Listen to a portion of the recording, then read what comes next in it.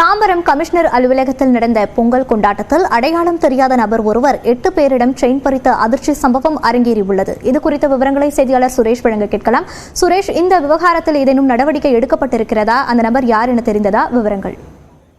அதாவது முனிஷா, தாம்பரம் காவல் எல்லைக்குட்பட்ட சேலையூர், மணிமங்கலம், தாம்பரம், கூடுவாஞ்சேரி, மலைமறை நகர் என 8 இடங்களில் ஒரே நாளில் செயின் பறிப்பு நடந்த சம்பவம் பெரும் பரபரப்பை ஏற்படுத்தியுள்ளது. அதாவது குறிப்பாக சென்னை தாம்பரம் ரயில்வே மைதானத்தில் கடல் கண்ணி என்ற ஷோ நடைபெற்று வருகிறது. இந்த நிலையில் இதிலிருந்து ஈஸ்வரி என்பவர் குடும்பத்துடன் சென்று விட்டு வெளியே வந்த போது 8 சவரன் தங்கச் சங்கிலியை மர்ம நபர் பறிக்க முயற்சி செய்தார். அப்போது அதை சுதாரித்துக் கொண்ட ஈஸ்வரி தாலி இறுக்கமாக பிடித்துக் கொண்டார். இருப்பினும் 5 சவரன் தாலி சங்கிலி மட்டும் மர்ம நபர்கள் பறித்து சென்றனர்.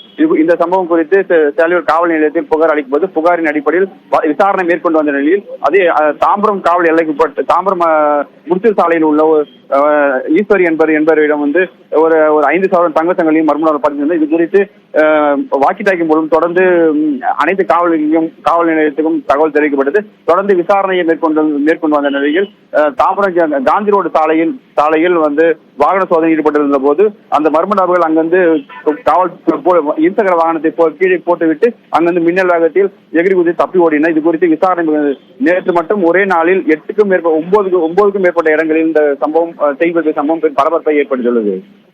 விவரங்களை பதிவு செய்தமைக்கு நன்றி சுரேஷ்.